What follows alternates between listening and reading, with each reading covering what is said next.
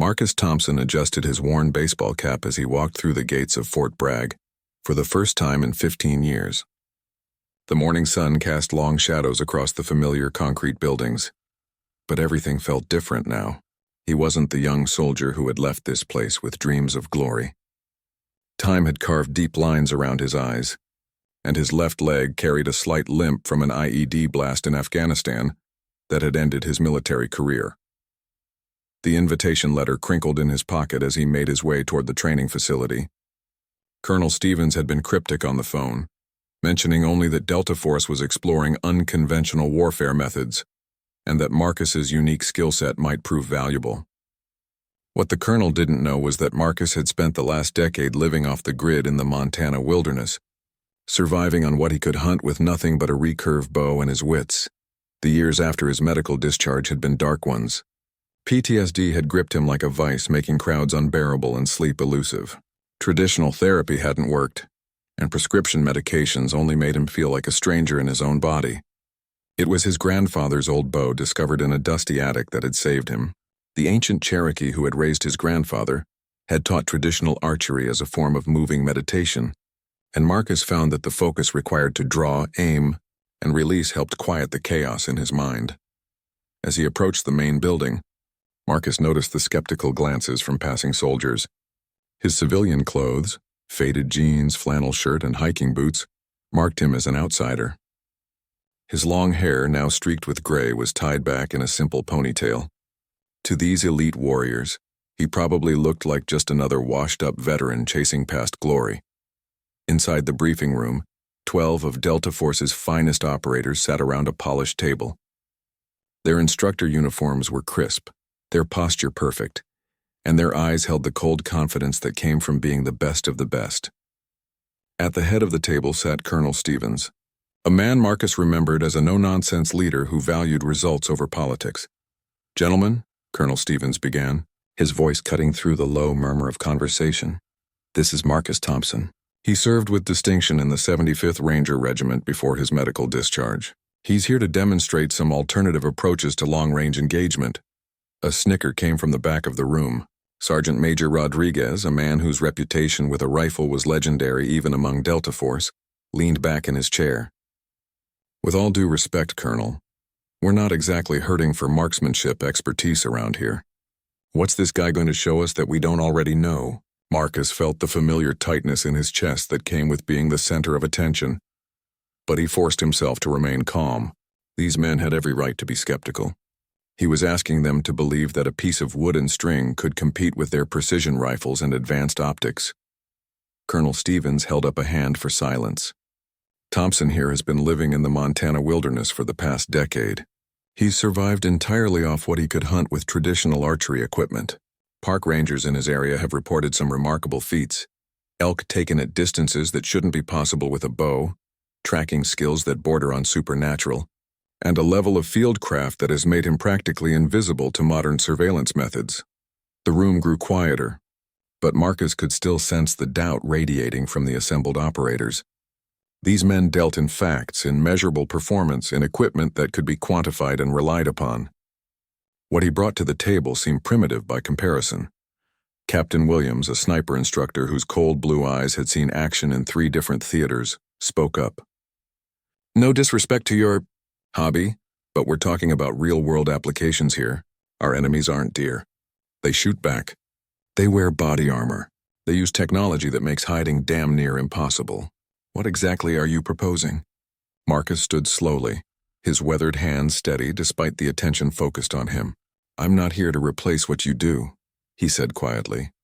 "I'm here to show you that sometimes the old ways still work. Sometimes being silent is more important than being fast. Sometimes being invisible is more valuable than having the biggest gun." The silence that followed was broken only by the hum of the air conditioning system. Marcus could see the calculation in their eyes, the professional assessment that every special operator made when evaluating a potential threat or asset. He had been where they were, confident in his training and equipment, certain that modern warfare had evolved beyond primitive tools. It had taken him years in the wilderness to understand that technology, while powerful, could also be a crutch. His bow had no battery to fail, no scope to fog up, no ammunition to run out of in the traditional sense. More importantly, it had taught him patience, discipline, and a connection to his environment that no classroom could provide. Colonel Stevens checked his watch and stood. "We've arranged a demonstration for this afternoon. Marcus will have a chance to show us what traditional archery can accomplish in a tactical environment. I want everyone to approach this with an open mind. Sometimes the most effective solutions come from unexpected places." As the operators filed out of the room, their conversations were subdued, but Marcus caught fragments of discussion. Words like waste of time and publicity stunt drifted back to him. He didn't blame them. In their position, he would have felt the same way. Marcus remained seated as the room emptied, his mind already turning to the demonstration ahead. He had brought 3 bows with him, a traditional longbow, a recurve, and a modern compound bow that bridged the gap between old and new. Each had its place, its advantages, and its limitations. The challenge would be showing these elite warriors that those limitations weren't necessarily weaknesses. The afternoon sun would tell the story. Either he would prove that ancient wisdom still had a place in modern warfare, or he would confirm their suspicions that he was just another relic trying to relive past glory. The weight of that responsibility settled on his shoulders as he prepared for what might be the most important demonstration of his life. The afternoon heat shimmered off the tarmac as Marcus walked toward the designated training area. The Delta Force operators had gathered around a table displaying their standard sniper rifles, Barrett M82s, Remington M24s, and the newer M2010 enhanced sniper rifles. Each weapon represented decades of technological advancement, precision engineering, and battlefield testing. Next to them, Marcus's leather bow case looked ancient and out of place. Captain Williams was addressing the group when Marcus approached. "Today's exercise will test accuracy, speed, and adaptability under varying conditions. We'll start with stationary targets at known distances, then progress to more challenging scenarios." His eyes found Marcus. "Our guest will be using his traditional equipment, while our team will demonstrate standard procedures." Marcus opened his case and withdrew his recurve bow, a beautiful piece crafted from laminated wood and fiberglass. The operators watched with barely concealed amusement as he strung the bow with practiced movements. To them, it looked like something from a museum rather than a tactical tool. Sergeant Major Rodriguez hefted his M24 rifle, its scope glinting in the afternoon sun. "What's the effective range on that thing?" he asked, nodding toward Marcus's bow. "Depends on what you mean by effective," Marcus replied, testing the bow's draw weight. "For hunting, I'm comfortable out to 80 yards. For a human-sized target, maybe a bit further." A few of the operators exchanged glances. Their rifles were accurate beyond 1,000 yards. 80 yards seemed laughably short by comparison. The first test was simple. 10 shots at a standard silhouette target placed 100 yards downrange. The operators would take turns with Marcus going last. The target was well within their comfort zone, almost insultingly easy for men who regularly made shots at 5 times that distance. Captain Williams went first, settling into a prone position with his rifle. The report of the .308 round echoed across the range, followed immediately by a spotter's call of hit, center mass. 9 more rounds followed in rapid succession, each one finding its mark with mechanical precision. The target looked like it had been attacked by an extremely accurate woodpecker. The other operators followed suit, their performances equally impressive. These men had trained for thousands of hours, fired tens of thousands of rounds, and their muscle memory was flawless. The targets they produced would have made any marksman proud. Marcus stepped up to the firing line as the last operator finished. He had no spotting scope, no laser rangefinder, no ballistic computer. Instead, he stood quietly for a moment, feeling the wind against his face and watching the grass sway in the distance. The operators behind him grew restless. "Any time you're ready," Sergeant Major Rodriguez called out, a hint of impatience in his voice. Marcus knocked an arrow and drew the bow in one fluid motion. The string came to anchor at the corner of his mouth, a position he had repeated countless thousands of times in the Montana wilderness. For a heartbeat, everything was still. Then the string snapped forward with a sharp twang. The arrow arced through the air, its flight path visible against the blue sky. It struck the target with a solid thunk, embedding itself in the chest area. Not perfect, but respectable. "Nice shot," Captain Williams acknowledged, though his tone suggested it was about what he had expected. Marcus continued shooting, each arrow following the last with methodical precision. His form never varied, his breathing remained steady, and his focus was absolute. When the quiver was empty, 10 arrows clustered in the target's center mass area. As they walked down range to examine the targets, the operator's conversation was casual and confident. Their groups were tighter, their equipment more advanced, and their training more comprehensive. The comparison seemed to validate their initial skepticism about traditional archery, but Colonel Stevens was studying something else. While the operators admired their precision, he was timing Marcus's shots on his stopwatch. "How long have you been shooting that bow?" he asked. "About 10 years seriously," Marcus replied, pulling his arrows from the target. "But it feels like yesterday and forever at the same time." The second test moved the targets to 200 yards, well beyond the effective range of traditional archery according to conventional wisdom. The operators adjusted their scopes and settled into their shooting positions with practiced efficiency. At this distance, their advantage seemed insurmountable. Once again, their performance was flawless. The distant target sprouted neat clusters of holes as each man demonstrated why Delta Force had the reputation it did. The precision was almost mechanical in its consistency. When Marcus's turn came, he studied the distant target for a long moment. At this range, the silhouette was barely visible to the naked eye. The operators expected him to decline the shot or at least acknowledge that he was operating beyond his equipment's capabilities. Instead, Marcus selected an arrow and stepped up to the line. This time his preparation took longer. He tested the wind with a handful of grass, adjusted his stance slightly, and drew the bow higher than before. The arrow's trajectory would be a high arc, dropping down onto the target rather than flying straight to it. The shot felt good as it left the bow, but at 200 yards, it was impossible to see where it struck. "The operators use spotting scopes to call the hit. That's actually on target," Captain Williams said, surprise evident in his voice. "Lower left, but definitely a hit." Marcus's subsequent shots were less consistent than at the shorter range, but several found their mark. It wasn't the machine-like precision of the rifles, but it was far better than anyone had expected from a wooden bow.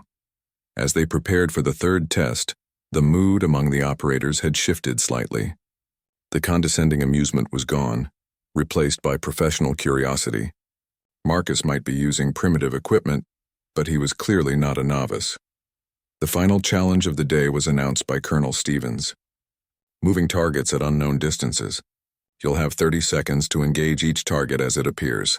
No spotters, no ranging equipment beyond what you carry."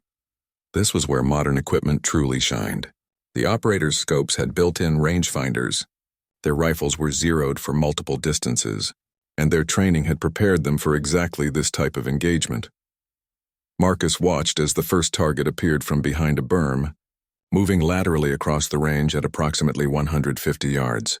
The operator engaged it quickly and accurately, the target dropping within seconds of its appearance. When Marcus's turn came, he faced the same challenge with equipment that hadn't changed fundamentally in thousands of years. No rangefinder, no ballistic calculator, no magnified optics. Just eyes, experience, and instinct honed by years of hunting in an unforgiving wilderness. The target appeared, and Marcus drew and released in one smooth motion. The arrow missed, passing behind the moving silhouette. The operators nodded knowingly. This was where the limitations of traditional archery became apparent. But Marcus was already nocking his second arrow. This time he led the target more, compensating for the arrow's flight time in a way that couldn't be calculated, only felt. The second shot struck home. As the demonstration concluded, the operators were politely appreciative, but not particularly impressed. Marcus had performed better than expected, but he hadn't done anything that fundamentally challenged their assumptions about modern warfare. Colonel Stevens, however, was paying attention to different metrics. While the others focused on accuracy and precision, he had been noting other factors: noise levels, equipment complexity, and the speed with which Marcus could engage multiple targets without technological aids. The real test, he knew, would come tomorrow when they moved beyond static range work into more complex scenarios. That's when they would discover whether traditional skills could complement modern capabilities, or if this was simply an interesting historical demonstration. Dawn broke gray and cold over the sprawling training complex known as the shooting house. This wasn't the sterile environment of yesterday's range work. This was a maze of buildings, obstacles, and hidden positions designed to simulate real-world combat scenarios. The morning air carried the smell of rain and the distant sound of other units conducting their own training exercises. Marcus had arrived early, using the quiet hours before sunrise to scout the terrain. Old habits died hard, and his years in the wilderness had taught him that understanding the environment was often more important than understanding the enemy. He moved through the complex like a ghost, his soft-soled boots making no sound on the wet concrete. The Delta Force operators arrived as a group, their gear bags heavy with ammunition, optics, and electronic equipment. They moved with the casual confidence of men who had dominated every training scenario they had ever faced. Today's exercise would be different from yesterday's static shooting. This would test their ability to clear buildings, engage multiple targets, and operate in close quarters. Colonel Stevens gathered everyone in the briefing room as rain began to patter against the windows. A detailed scale model of the training complex sat on the central table, complete with miniature buildings and marked target locations. Today's scenario involves a hostage rescue operation, he announced. Unknown number of hostiles holding civilians in various buildings throughout the complex. Your mission is to clear each structure and neutralize threats while preserving innocent life. The twist is that half of you will use standard equipment, and half will operate with Marcus using only silent weapons. The room fell silent. This wasn't what anyone had expected. The operators exchanged glances, clearly uncomfortable with the idea of abandoning their proven equipment and tactics for an experimental approach. Sergeant Major Rodriguez spoke up first. Sir, with respect, this is a significant deviation from established doctrine. Our success rate with standard clearance procedures is nearly perfect. Why introduce unnecessary variables? Marcus remained quiet, but he understood their concern.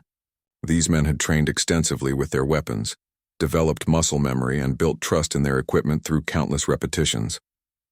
Asking them to abandon that foundation was asking them to step outside their comfort zone in a fundamental way. Because, Colonel Stevens replied, the enemy adapts. They're using increasingly sophisticated detection equipment, sound triangulation systems, and rapid response protocols. Sometimes the best way to counter advanced technology is with something so simple, it doesn't register on their sensors. The teams were divided randomly. 6 operators would proceed with their standard loadout of suppressed rifles, electronic optics, and communication gear. The other 6 would work with Marcus, using only bows, knives, and hand signals for communication. Captain Williams found himself assigned to Marcus's team, along with 5 other experienced operators. Their initial reaction was professional but skeptical. These men had spent years perfecting their craft with modern weapons, and now they were being asked to revert to what seemed like medieval technology. Marcus began the unconventional briefing by having each man handle one of his bows. The key isn't the weapon, he explained. It's the mindset.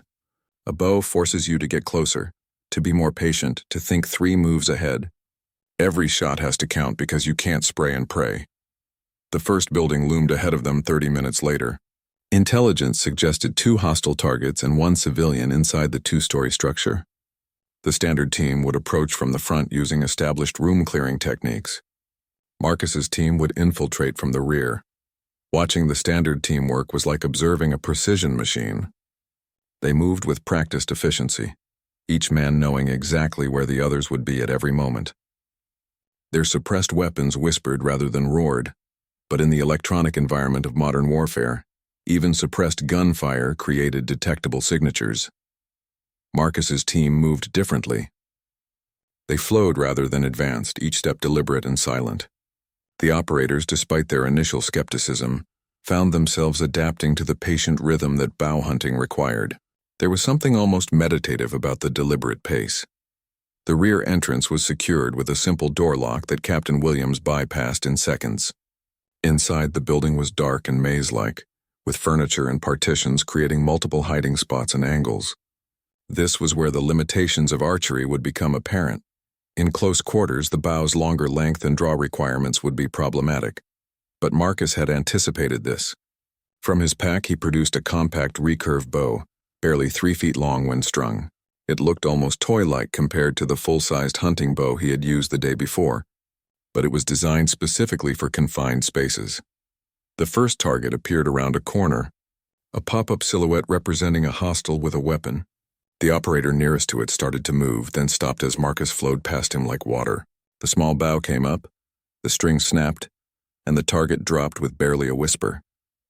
"Jesus," muttered one of the operators. "I didn't even see you draw." They cleared the first floor systematically, finding 2 more hostile targets and successfully identifying the civilian target without engaging it.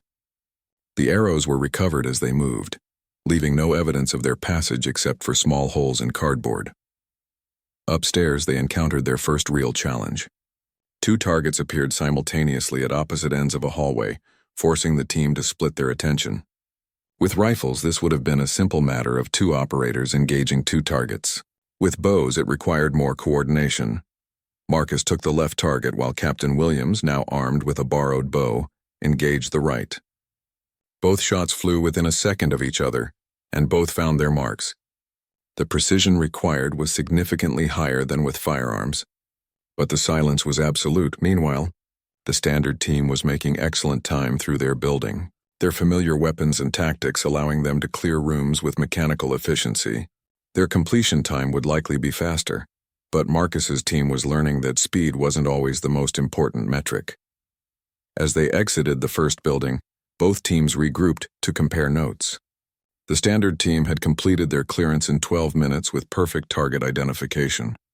Marcus's team had taken 18 minutes, but their approach had been virtually silent and left no detectable traces. "The noise difference is significant," Colonel Stevens observed, checking his sound meters. "The suppressed rifles still register on acoustic sensors. The bows don't register at all." Building 2 presented a different challenge, a 3-story structure with narrow stairwells and multiple small rooms. The hostage situation was more complex, with friendlies and hostiles mixed throughout the building. This scenario would test not just marksmanship, but judgment and precision under pressure. The operators on Marcus's team were beginning to understand the subtle advantages of their primitive weapons. In the confined spaces, the bows forced them to move more deliberately, to clear their angles more carefully, and to communicate with greater precision. They couldn't rely on firepower to overwhelm a situation. They had to outthink it. By midday, both teams had cleared 4 buildings each. The standard team maintained their advantage in speed and firepower. But Marcus's team was developing something else, a different kind of tactical awareness that came from operating with limited resources. The final building of the day would be the ultimate test. Intelligence suggested a complex hostage situation with multiple hostile targets, civilian shields, and booby traps. It was the kind of scenario that pushed even elite operators to their limits. As they prepared for the final assault, the operators who had spent the day with Marcus found themselves thinking differently about the mission. The bows had forced them to slow down, to observe more carefully, and to consider angles and approaches they might have ignored with more powerful weapons. The afternoon rain had stopped, and shafts of sunlight broke through the clouds as both teams prepared for their most challenging test yet. The real question wasn't whether bows could replace rifles, but whether ancient wisdom could complement modern tactics in ways that neither could achieve alone. The final building stood like a fortress in the afternoon light, its concrete walls scarred from years of training exercises.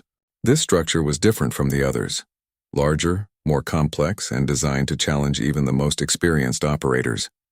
The scenario briefing had been sobering: 8 hostile targets, 4 civilians, multiple rooms, and the added complication of simulated explosive devices that would trigger if the wrong target was engaged. Marcus studied the building through his binoculars, noting the window positions, potential entry points, and sight lines.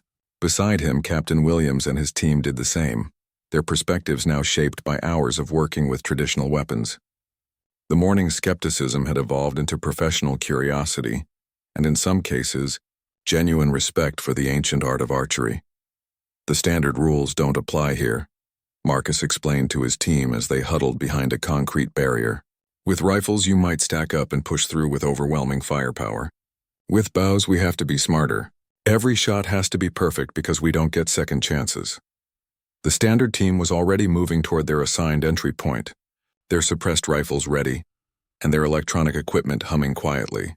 They would breach through the front entrance using flashbangs and speed, overwhelming any resistance through superior firepower and technology.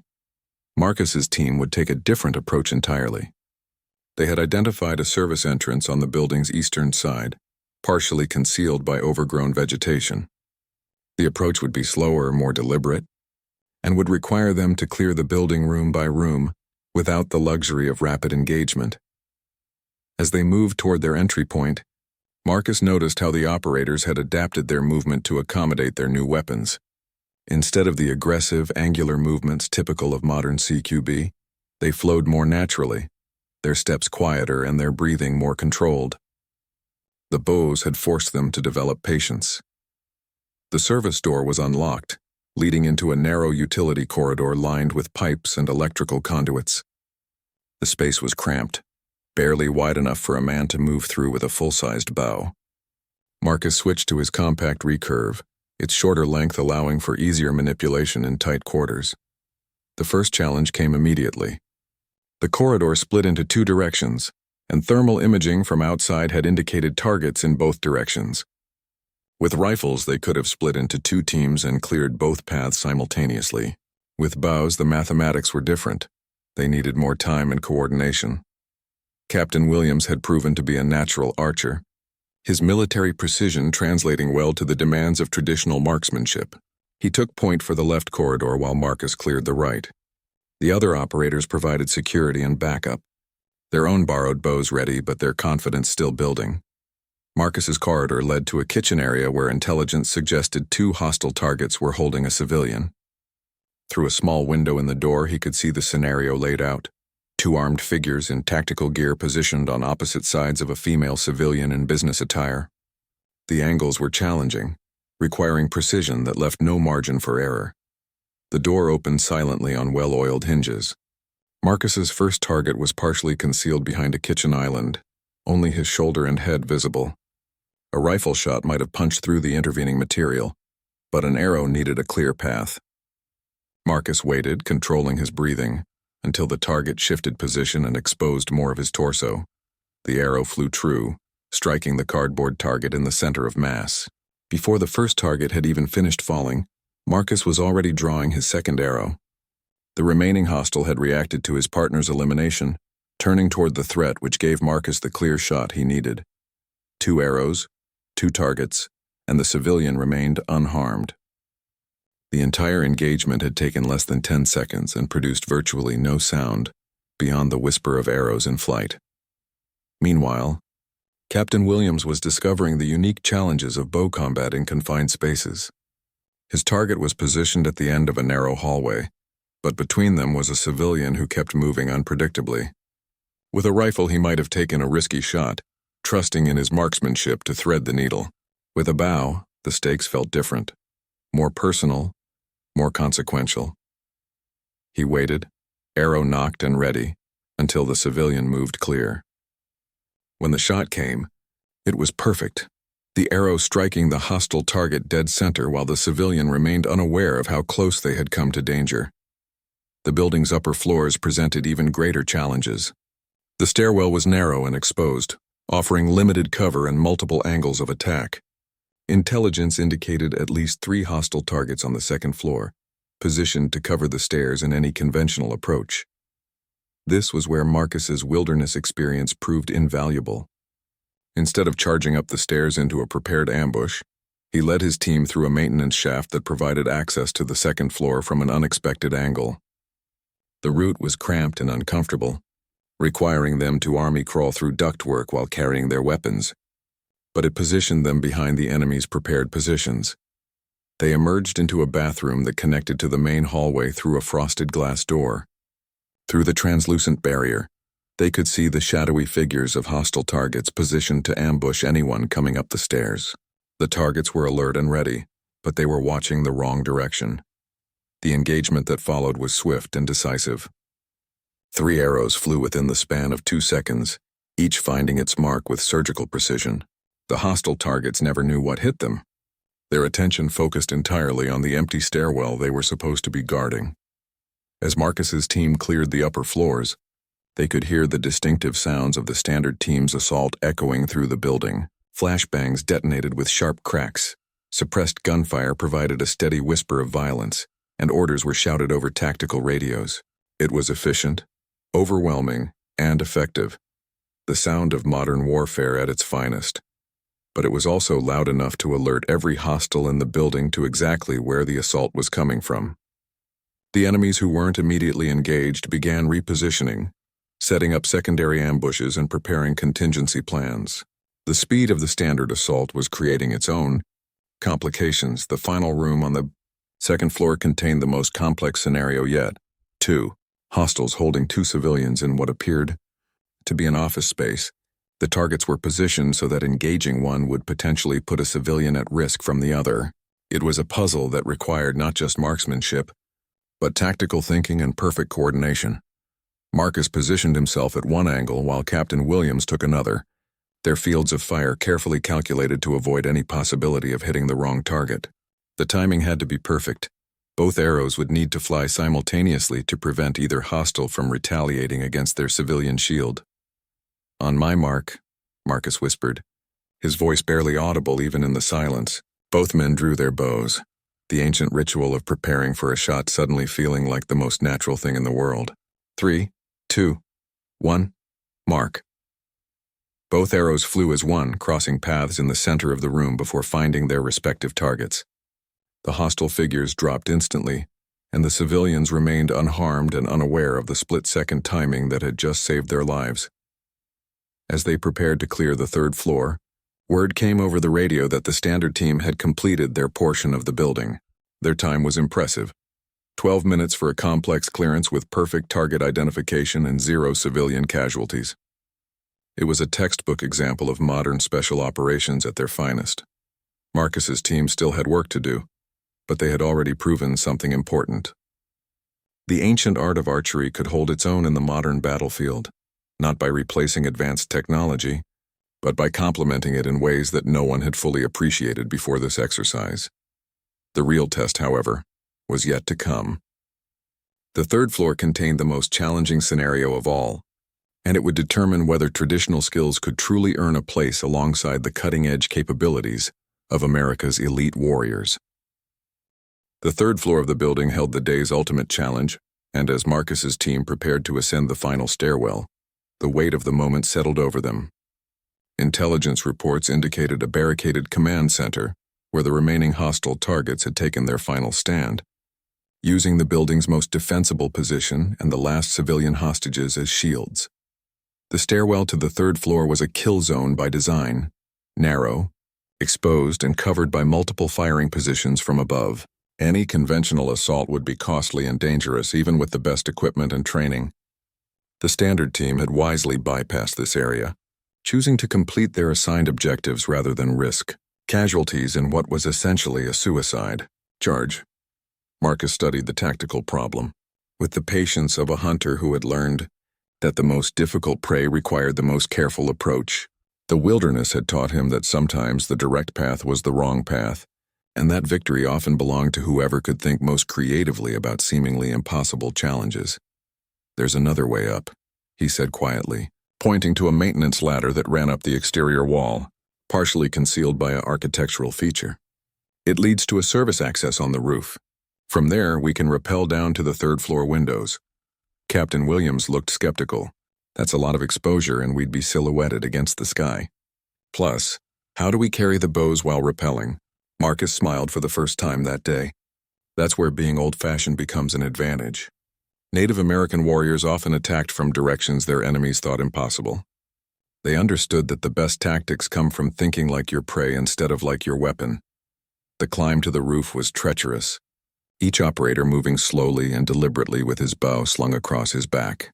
The afternoon sun had begun to set, casting long shadows that provided some concealment, but also made the footing more difficult to judge. One mistake would mean a fall that could end the exercise and potentially the career of whoever made it. From the roof, they could see into the third-floor command center through a series of large windows. The scenario inside was the most complex they had faced. 3 hostile targets positioned at different points around the room, with 2 civilians seated in the center where any missed shot could prove catastrophic. The room's layout made simultaneous engagement from a single position impossible. "We need 3 different angles," Marcus observed, studying the target positions through his binoculars. The shots have to be simultaneous because if any hostile realizes they're under attack, they can eliminate the civilians before we can stop them. This was the kind of problem that modern equipment was designed to solve. Laser designators, thermal imaging, and precise ballistic calculations could coordinate multiple shooters with mechanical precision. But Marcus's team had none of those advantages. They had only their eyes, their experience, and arrows that flew at a fraction of the speed of bullets. Captain Williams was beginning to understand the deeper lesson of the day's training. It's not about the weapon at all, is it? It's about forcing us to think differently about the problem. Marcus nodded as he prepared his rappelling gear. In Montana, I learned that hunting isn't about overpowering your prey. It's about understanding them so completely that you can predict their behavior. The best hunters don't chase their quarry. They position themselves where their quarry is going to be. The descent to the third-floor windows required each operator to control his bow while managing his rope. A complex bit of coordination that would have been impossible without the patient training they had undergone throughout the day. By the time they reached their positions at 3 different windows, they had developed an almost supernatural awareness of their equipment and its capabilities. The view into the command center revealed the full complexity of the scenario. The hostile targets weren't static. They were moving in patterns, checking different angles, and maintaining overlapping fields of fire. Any assault would need to account for their movement and timing. Factors that couldn't be calculated with precision but had to be felt and anticipated. Marcus positioned himself at the center window with the most difficult shot, a target who was partially concealed behind computer equipment and only exposed for brief moments as he moved between positions. Captain Williams took the left window, where his target was more visible but positioned to threaten both civilians if he realized the attack was coming. The third operator, Sergeant Kim, had the rightmost position and what appeared to be the clearest shot. Communication was limited to hand signals, forcing them to coordinate through visual cues rather than radio chatter. This was another advantage of their primitive approach. No electronic emissions that could be detected, no radio frequencies that could be monitored or jammed. They were operating in a communications environment that predated electronic warfare by thousands of years. Marcus raised his hand to signal the beginning of their final coordination sequence. Each operator would have to judge the movement patterns of his target, calculate the timing required for simultaneous release, and trust that his teammates were making the same calculations with equal precision. The waiting was the hardest part. Through his window, Marcus could see his target moving in a rough pattern, appearing from behind cover every 20 to 30 seconds for approximately 5 seconds at a time. The timing had to be perfect, not just his own shot, but coordinated with 2 other archers who were making similar calculations about their own targets. Marcus's hand dropped, and 3 arrows flew through 3 different windows within a span of milliseconds. The projectiles arced through the air, each following its own trajectory toward its intended target. There was no sound except for the whisper of feathers cutting through the afternoon air. All 3 arrows found their marks with devastating precision. The hostile targets dropped simultaneously, eliminated so quickly that they never had the opportunity to threaten their hostages. The civilians in the center of the room remained unharmed and largely unaware of the violence that had just occurred around them. The exercise was over, but its implications were just beginning to sink in. Marcus's team had cleared the most challenging building in the complex using weapons that predated gunpowder, tactics that relied on patience rather than firepower, and a philosophy that emphasized understanding over overwhelming force. As they rappelled back to ground level and regrouped with the standard team, the conversation was subdued. The operators who had spent the day with Marcus were processing experiences that challenged many of their assumptions about modern warfare. They had discovered that limitations could become advantages, that simple tools could accomplish complex missions, and that sometimes the oldest solutions were the most effective ones. Colonel Stevens was waiting for them at the base of the building, his stopwatch showing the final time for Marcus's team, 28 minutes for the complete clearance, compared to the standard team's 12 minutes. By conventional metrics, the modern approach had won decisively. But Stevens was looking at other factors that couldn't be measured by stopwatches. The acoustic signatures, the electronic emissions, the resource requirements, and the tactical flexibility that came from operating with equipment that couldn't be detected, jammed, or disabled by enemy countermeasures. Interesting results, he said simply, but his tone suggested that the day's real lessons were just beginning to emerge. The sun was setting as both teams gathered their equipment and prepared for the final debrief. The operators who had worked with Marcus found themselves handling their borrowed bows with something approaching reverence, as if they had been entrusted with artifacts from a more elegant age of warfare. But Marcus knew that elegance wasn't the point. The point was effectiveness, and effectiveness came in many forms. Sometimes it meant overwhelming firepower and technological superiority. Sometimes it meant patience, precision, and the willingness to think like your enemy instead of like your equipment. The real test would come in the debrief, when hard-headed military professionals would have to decide whether what they had witnessed was a novelty or a genuine tactical innovation worthy of further development. The debriefing room felt different in the evening light. The same polished table, the same tactical maps on the walls.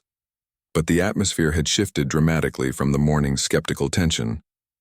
The Delta Force operators sat quietly, many still processing what they had experienced over the course of the day. Marcus remained in the back, his role as teacher now complete, waiting to see what conclusions these elite warriors would draw from their unconventional training. Colonel Stevens stood at the head of the table, reviewing data sheets and performance metrics that told only part of the day's story. Numbers could capture accuracy rates, completion times, and ammunition expenditure, but they couldn't quantify the subtle lessons that had emerged from working with ancient weapons in modern scenarios. "Let's start with the measurable data," Stevens began, his voice cutting through the contemplative silence. Standard team completion times averaged 8 minutes faster per building. Target accuracy was 96% for firearms versus 87% for traditional archery.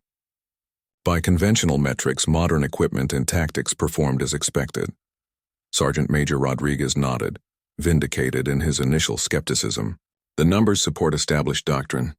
Speed and accuracy are the fundamental requirements for special operations, and our standard equipment delivers both more effectively than primitive alternatives. But Captain Williams, who had spent the entire day working with Marcus's team, raised his hand. "Sir, I'd like to respectfully suggest that we're measuring the wrong things. Yes, our times were faster, but that's only relevant if speed is the primary objective. What if stealth is more important? What if equipment failure is a concern? What if we're operating in an environment where electronic signatures are being monitored?" The room grew quiet as Williams continued. "I've been doing this for 15 years, and I've never had to think as carefully about every shot as I did today. The bow forced me to consider angles I would have ignored, to wait for opportunities I would have rushed past, and to coordinate with my team in ways that radio communication actually hindered." Marcus watched the discussion unfold, remembering his own journey from technological dependence to primitive self-reliance. These operators were experiencing the same awakening he had faced in the Montana wilderness, the realization that sophisticated tools could sometimes become obstacles to clear thinking. Sergeant Kim, the youngest member of the unit, spoke up hesitantly. The silence was incredible. "I mean, we talk about suppressed weapons being quiet, but they're nothing compared to arrows. And there's something psychological about it too. When someone gets hit by an arrow, they don't immediately think sniper. They think, what the hell was that? It buys you time." Colonel Stevens had been listening carefully to the discussion, occasionally making notes on his tablet. He had anticipated that the day's exercise would generate some interesting observations, but the depth of the operator's engagement with the material had exceeded his expectations. "Marcus," Stevens said, turning toward the back of the room, "walk us through your assessment of how the teams performed. What did you observe that we might be missing?" Marcus stood slowly, still uncomfortable being the center of attention but recognizing the importance of the moment. These men were wrestling with concepts that had taken him years to fully understand, and their willingness to engage seriously with ideas that challenged their fundamental assumptions was impressive. "The first thing I noticed," Marcus began, "was how quickly you adapted your movement patterns. Bows force you to think three-dimensionally about space and timing in ways that rifles don't require. By the third building, your team was moving like hunters rather than soldiers, and that's actually a more sophisticated skill set." He moved to the tactical display, pointing to the building layouts. "Modern tactics are based on speed and overwhelming force, which works brilliantly when you have technological superiority. But what happens when you don't? What happens when the enemy has equipment as good as yours? Or when your electronics fail? Or when stealth is more important than firepower? Captain Williams nodded emphatically. That's exactly what I was thinking in the final building. With my rifle, I would have taken that shot through the hostage and trusted my marksmanship. With the bow, I had to wait for a better opportunity, which turned out to be a better tactical decision regardless of the weapon. The discussion continued for another hour, with operators sharing observations about angles they had never considered, patience they had never practiced, and coordination they had never attempted. The consensus that emerged was unexpected. While traditional archery couldn't replace modern weapons, it could teach skills that enhance the effectiveness of any warrior. There's something else, Marcus added as the formal discussion wound down. Everything you learned today applies to your regular equipment too. The patience, the three-dimensional thinking, the coordination without electronic aids. Those aren't bow skills, they're warrior skills. The bow just forced you to rediscover them. Colonel Stevens had reached his conclusion. I'm recommending that we incorporate traditional archery training into our advanced curriculum. Not as a replacement for standard weapons, but as a complement to standard training. The skills are too valuable to ignore, and the tactical applications are broader than we initially anticipated. The reaction was mixed, but generally positive. Some operators remained skeptical about the practical applications, but most recognized the value of the mental discipline and tactical awareness that the training had developed. They had discovered capabilities they didn't know they possessed. As the formal debrief concluded and the operators began filing out, several approached Marcus individually. They wanted to know about equipment sources, training resources, and the possibility of continued instruction. The morning's condescending amusement had been replaced by genuine professional interest. Sergeant Major Rodriguez was among the last to leave. He had been the most vocal skeptic, but something about the day's experience had clearly affected him. I was wrong about you, he said simply. This isn't about living in the past, it's about using the past to improve the present. Marcus appreciated the admission, but he was more interested in what would happen next.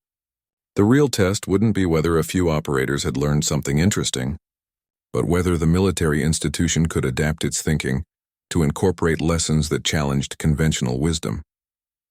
Captain Williams lingered after the others had left, clearly wrestling with larger questions. I keep thinking about what you said, that the bow forces you to think like your prey instead of like your weapon. That's a completely different philosophy of warfare, isn't it? It's an older philosophy, Marcus replied. But maybe that doesn't make it outdated. Maybe it just makes it forgotten. As they gathered their equipment and prepared to leave, Marcus reflected on the day's unexpected success. He had come to Fort Bragg expecting to satisfy Colonel Stevens' curiosity, and perhaps share some interesting techniques with a few open-minded operators. Instead, he had participated in something that felt more significant, a rediscovery of fundamental principles that modern training had inadvertently obscured. The evening air was cool as they walked toward the parking area, and Marcus found himself thinking about the Montana wilderness that had become his home. Tomorrow he would return to that simple life, but he would carry with him the knowledge that ancient wisdom still had something to offer the modern world. The question now was whether the modern world was ready to listen. The operators had shown surprising openness to ideas that challenged their assumptions, but institutions changed more slowly than individuals. The real measure of the day's success would be what happened in the weeks and months that followed. Colonel Stevens walked beside him in comfortable silence, occasionally glancing at the tablet that contained the day's data and observations. You know, he said finally, I think we're going to need you to come back. This was just the beginning. Marcus smiled, thinking of his quiet cabin in the mountains and the deer trails he knew by heart. I think I'd like that, he said. There's a lot more to learn. 6 months later, Marcus stood once again on the grounds of Fort Bragg, but this time the setting was dramatically different. Where once there had been skeptical glances and doubtful murmurs, now there was a permanent training facility dedicated to what had become known as traditional tactical skills. The program had grown beyond anyone's initial expectations, attracting interest from special operations units across multiple branches of the military. The morning sun illuminated a purpose-built archery range that looked nothing like the sterile firing lines of conventional weapons training. Natural obstacles, varied terrain, and unconventional shooting positions had been incorporated to simulate real-world conditions. Students moved through the course like predators stalking prey, their movements fluid and patient in ways that would have been impossible 6 months earlier. Captain Williams had become the program's primary instructor, working alongside Marcus to develop a curriculum that bridged ancient wisdom and modern tactical requirements. His transformation from skeptic to advocate had been complete, and his enthusiasm for the program was infectious among the newer students. The key insight, Williams explained to a group of visiting officers from Navy SEALs, isn't about replacing modern weapons. It's about developing the mindset and skills that make any warrior more effective, regardless of their equipment. The visiting SEALs were going through the same initial skepticism that had characterized the first day's training. These were men accustomed to the most advanced equipment available, trained in the latest tactical innovations, and confident in their ability to handle any combat situation. The idea that lessons from pre-gunpowder warfare could enhance their capabilities seemed questionable, at best, but Marcus had learned to recognize the signs of transformation that inevitably followed serious engagement with traditional training. It started with small observations, the way silence changed tactical options, how patience could create opportunities that aggression missed, and the profound difference between thinking like your weapon versus thinking like your target. The program had evolved significantly from those first experimental exercises. Colonel Stevens had secured funding for comprehensive research into the psychological and tactical benefits of traditional skills training. The results had been remarkable enough to attract attention from military leadership, who were constantly searching for ways to maintain tactical advantages in an increasingly complex global environment. Dr. Sarah Chen, a military psychologist who had been studying the program's participants, shared her findings during the morning briefing. We're seeing measurable improvements in situational awareness, decision-making under pressure, and team coordination among graduates of the traditional skills program. The benefits carry over to their performance with standard equipment, suggesting that we're developing fundamental cognitive capabilities rather than just teaching archery. The research had identified several key areas where traditional training enhanced modern capabilities. Students developed better spatial reasoning, improved ability to operate without technological aids, enhanced patience under pressure, and stronger intuitive understanding of ballistics and environmental factors. These skills proved valuable regardless of the specific weapons or equipment being used. More importantly, the training was producing warriors who could adapt more quickly to unexpected situations. When electronic equipment failed, when communications were compromised, or when standard tactics proved inadequate, graduates of the traditional skills program consistently demonstrated superior ability to improvise and overcome challenges. The success had not gone unnoticed by potential adversaries. Intelligence reports suggested that several foreign military organizations were developing their own programs based on observations of American traditional skills training. The ancient art of archery was experiencing an unexpected renaissance in the modern military world. Marcus found himself traveling regularly between his Montana home and various military installations, helping to establish similar programs and train instructors. The quiet life he had built in the wilderness remained his anchor, but he had discovered a new purpose in bridging the gap between ancient wisdom and contemporary requirements. The afternoon demonstration for the visiting SEALs included scenarios that had become standard tests for the program, complex hostage situations requiring precise coordination, stealth infiltrations where silence was paramount, and equipment failure simulations where students had to accomplish missions using only primitive tools. Watching the current students work through these challenges, Marcus was struck by how naturally they had adapted to thinking in multiple tactical dimensions. They moved with the patience of hunters and the precision of surgeons, combining the best aspects of ancient and modern warrior traditions. Lieutenant Commander Sarah Rodriguez, leading the SEAL delegation, approached Marcus after observing several hours of training exercises. "I have to admit, this is not what I expected. These aren't parlor tricks or historical curiosities.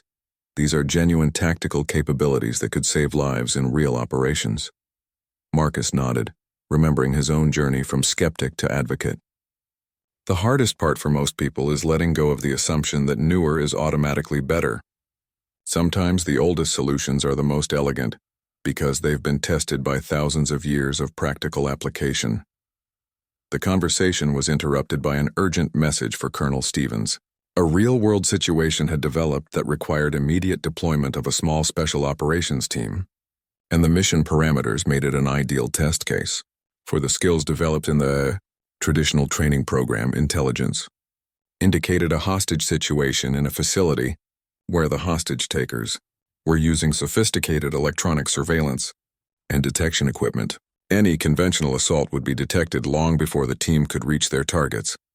But a silent approach using traditional skills might succeed where modern tactics would fail. The mission was classified, but Marcus learned later that a team of traditional skills graduates had successfully completed an operation that conventional approaches would have made nearly impossible.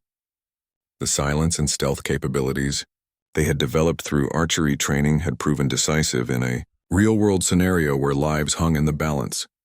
Word of the successful operation spread quickly through special operations communities, generating additional interest in the program and validating the investment in what had once seemed like an experimental curiosity.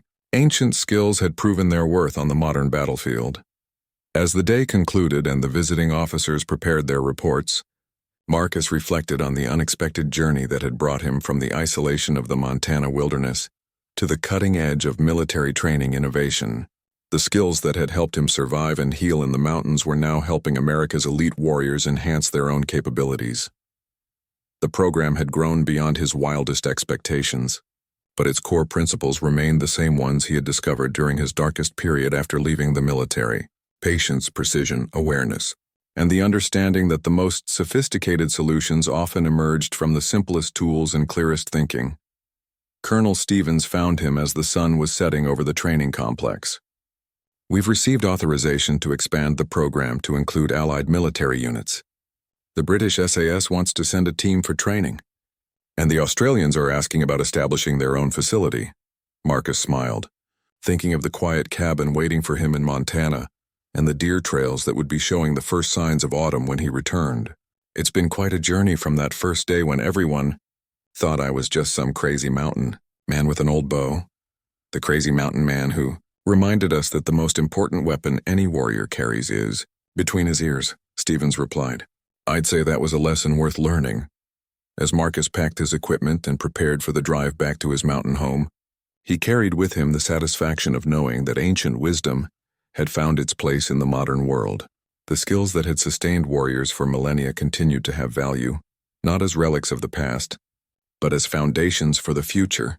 The program would continue to grow and evolve, but its heart would remain rooted in the simple truth that had guided hunters and warriors since the beginning of human history: that the most important victories were won not by superior equipment, but by superior understanding.